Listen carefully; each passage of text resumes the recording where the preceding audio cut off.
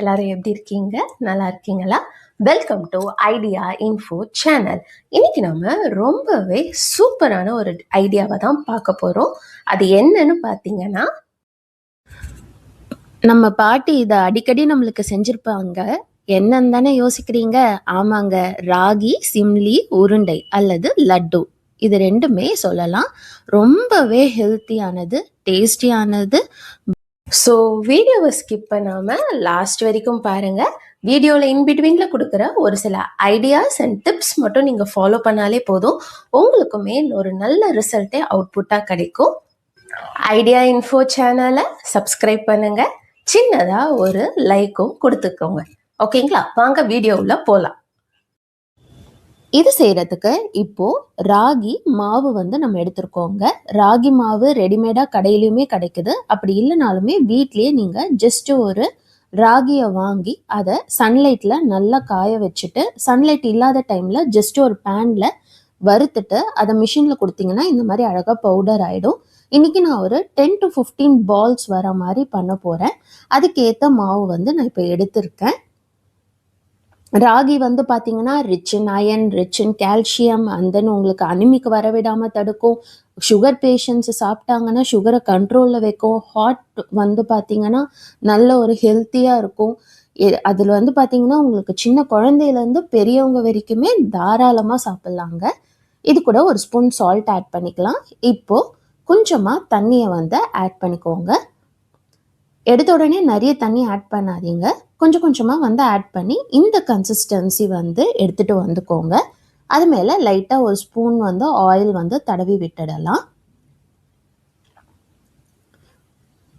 மாவு சப்போஸ் தண்ணியாக இருக்குது அப்படின்னா நீங்கள் கூட கொஞ்சம் ராகி மாவு ஆட் பண்ணிக்கோங்க. ஸோ இந்த கன்சிஸ்டன்சியில் இருந்தீங்கன்னா நம்மளுக்கு உருட்டும் போது கையிலலாம் ஒட்டாமல் அழகாக வரும். இதை இப்போது ஒரு லிட் எடுத்து க்ளோஸ் பண்ணி ஜஸ்ட் ஒரு 10 minutes அப்படியே விட்டுடலாம். இப்போ பார்த்தீங்களா மாவு இன்னும் கொஞ்சமே நல்லா ஊறி கொஞ்சம் அழகாக வந்திருக்கு. இதை ஒரு லெமன் சைஸ் அளவு மாவு எடுத்துக்கலாம். அதை பால் மாதிரி உருட்டிக்கோங்க.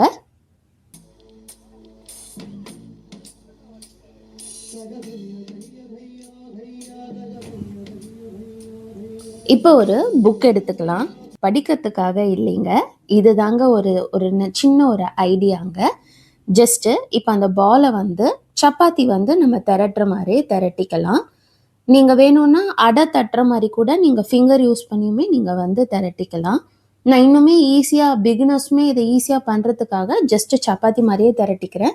எந்த அளவு மாவு கன்சிஸ்டன்சி நல்லா இருந்ததுன்னா உங்களுக்கு நான் திரட்டும் போதே பார்த்தீங்களா நான் எந்த மாவுமே ஆட் பண்ணல, அழகாக ஒட்டாமல் வருது பாருங்கள். ஸோ இந்த கன்சிஸ்டன்சி இருந்ததுன்னா நம்மளுக்கு ரொம்பவே நல்ல ஒரு அவுட்புட்டே கிடைக்கும். ஸோ இப்போ இந்த மாதிரி ஒரு பீஸாக எடுத்து திரட்டிக்கோங்க.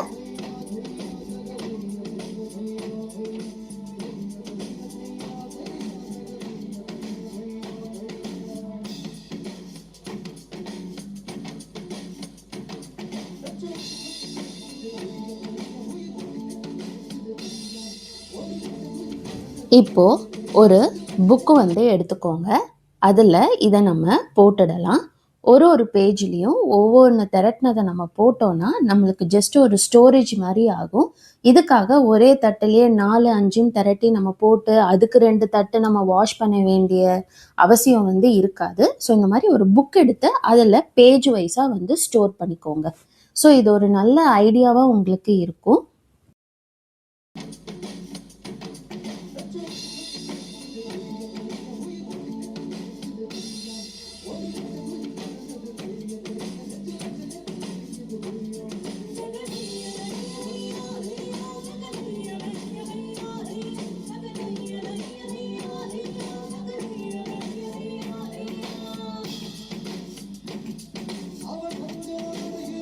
ஒரு பால் எடுத்து ஜஸ்ட்டு நீங்கள் அடை தட்டுற மாதிரியுமே திரட்டிக்கலாம்.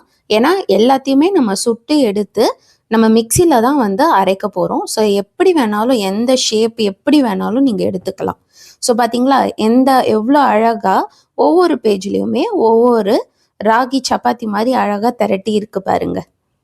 ஸோ இதை தான் நான் சொன்னேன், ஸ்டோரேஜ் வைஸாக உங்களுக்கு எவ்வளோ அழகாக வந்திருக்கு அப்படின்ட்டு. ஸோ சப்பாத்தி, பூரி அதெல்லாமே நீங்கள் இந்த ஐடியா படி பண்ணிங்கன்னா உங்களுக்குமே வந்து வாஷிங்கில் வந்து நம்மளுக்கு வேலை வந்து மிச்சமாகும்.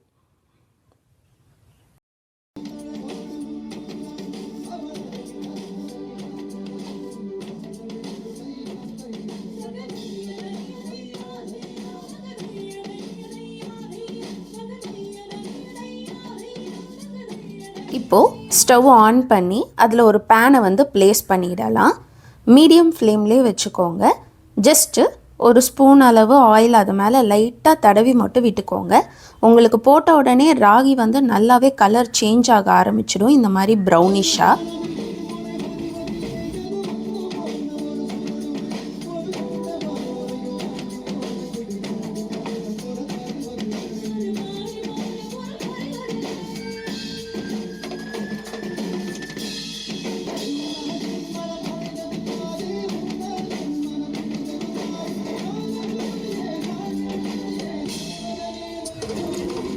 ஸோ இந்த மாதிரி நம்ம ஒரு பீஸாக சுட்டு எடுத்திருக்கோம். அவ்வளோதாங்க. இது நார்மல் ஒரு ராகி அடை, சப்பாத்தி எது வேணாலும் நீங்கள் சொல்லலாம்.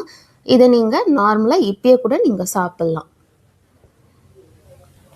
இதை ஒரு பவுல் எடுத்து ஜஸ்ட்டு 2-3 பீசஸாக கட் பண்ணி போட்டுக்கோங்க, சின்ன சின்ன பீசஸாக.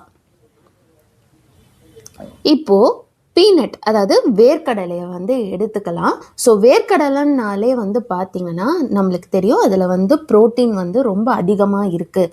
இன்னொரு பெரிய விஷயம் வந்து பார்த்திங்கன்னா உங்களுடைய பிரெயின் பவரை வந்து நல்லாவே இம்ப்ரூவ் பண்ணும். அதாவது ஞாபக சக்தி அது எல்லாமே உங்களுக்கு வந்து பார்த்திங்கன்னா நல்லாவே வந்து பூஸ்ட் பண்ணும். அண்ட் தென் உங்களுடைய பிளட் சுகரையுமே நல்லாவே வந்து கண்ட்ரோலில் வைக்கும். வெயிட் லாஸ் பண்ணணும்னு நினைக்கிறவங்க நீங்கள் பீனட் தொடர்ந்து சாப்பிட்டுட்டே வந்தீங்கன்னா உங்களுக்கு லாங் லாஸ்டிங்காக இருக்கும். அடிக்கடி பசிக்கும் அப்படின்ற அந்த ஒரு எண்ணம் வந்து வராமல் இருக்கும். உங்களுடைய ஸ்டொமக்கை எப்பயுமே ஒரு நல்ல ஃபில்லிங்காக வந்து வச்சுருக்கும். இதை நான் தோலோட ஜஸ்ட் ஒரு ரோஸ்ட் பண்ணி எடுத்திருக்கேன். இதை நம்ம இப்போது ஆற வச்சு அதனோட தோலை வந்து ரிமூவ் பண்ணிடலாம். வெள்ளை எள்ளு வந்து ஒரு 50 கிராம் மாதிரி எடுத்துக்கலாம். எள்ளுனாலே உங்களுக்கு நல்ல ரிச் இன் கால்சியமுங்க. அண்ட் தென் உங்களுடைய ஹீமோக்ளோபினுமே வந்து நல்லாவே பூஸ்ட் பண்ணும். இர்ரெகுலர் மென்சுரல் சைக்கிள் இருக்கிறவங்களுமே இது எடுத்தாங்கன்னா அது எல்லாத்தையுமே ப்ராப்பராக ரெகுலராக மாற்றும். அண்ட் தென் உங்களுடைய ஹேர் க்ரோத்துக்குமே இது ஒரு நல்ல ஹெல்ப்ஃபுல்லான ஒரு ப்ராடக்டாக இருக்கும். ஸோ அதனால தான் நம்ம வந்து எள்ளு வந்து சாப்பாட்டில் வந்து சேர்த்துக்கிட்டோன்னா அதனோட பெனிஃபிட்ஸ் வந்து குழந்தையிலேருந்து பெரியவங்க வரைக்கும், முக்கியமாக லேடிஸ், கேர்ள்ஸ் எல்லாருக்குமே இது ரொம்ப யூஸ்ஃபுல்லான ஒரு ப்ராடக்டாக இருக்குங்க. இப்போ நல்லா வறுபட்டுடுச்சுங்க. அங்கங்கே பாப்அப், அதாவது பொரிய ஆரம்பிக்குது பார்த்தீங்களா? ஸோ இந்த ஸ்டேஜில் நம்ம ஸ்டவ்வை ஆஃப் பண்ணிவிட்டு ஆற வச்சிடலாம். நெக்ஸ்ட்டு வந்து பார்த்திங்கன்னா வெல்லம், ஜாகரி வந்து பார்த்திங்கன்னா உங்களுக்கு rich in iron content. So உங்களுடைய ஹீமோக்ளோபினை வந்து நல்லாவே பூஸ்டப் பண்ணும். And then cold and cough, தொண்டை வந்து வறண்டு இருக்குது, தொண்டையில் நிறைய வந்து புண்ணெல்லாம் இருக்குது அப்படின்னா நம்ம கஷாயம் அதெல்லாம் வந்து ஒரு கட்டி வெல்லத்தோடு நீங்கள் சேர்த்து தரும்போது ஸோ அந்த புண்ணு எல்லாத்தையுமே இது வந்து ரெமெடியாக வந்து உங்களுக்கு ஆற்றுங்க. அண்ட் தென் உங்களுடைய கட் ஹெல்த்தையுமே நல்ல ஒரு இம்ப்ரூவ்மெண்ட் வந்து கொடுக்கும்.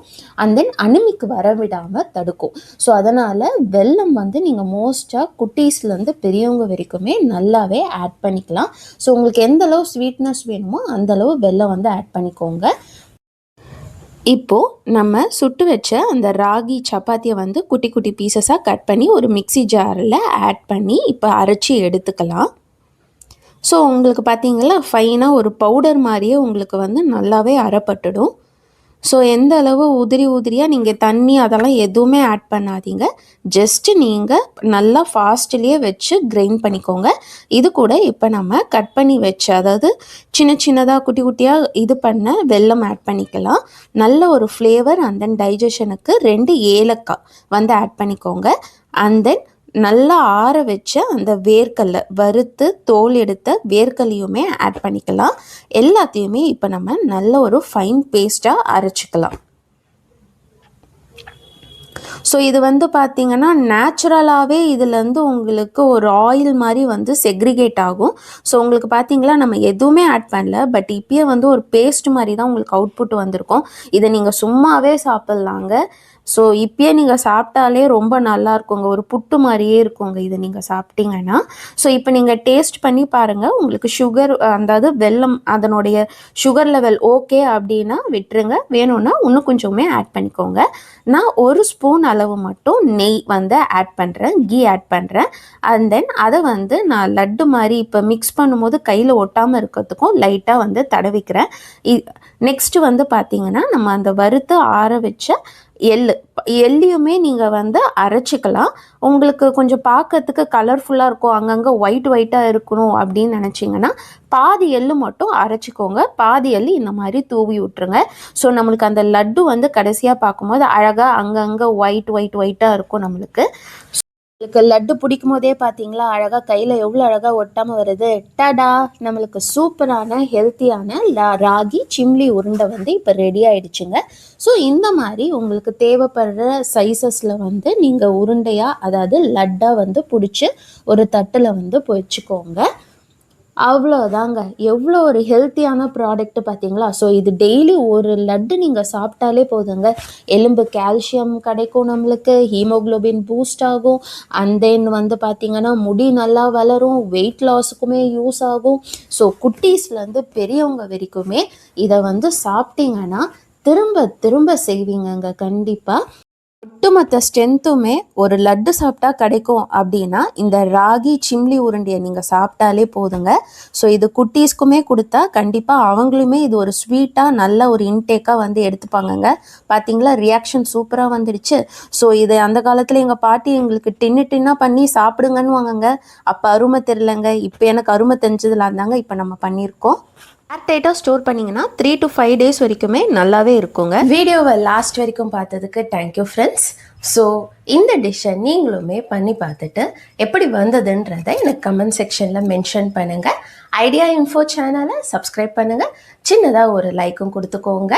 ஸோ நெக்ஸ்ட் வீடியோவில் இந்த மாதிரி சூப்பர் ஐடியாஸோடு உங்களை பார்க்கலாம். தேங்க்யூ.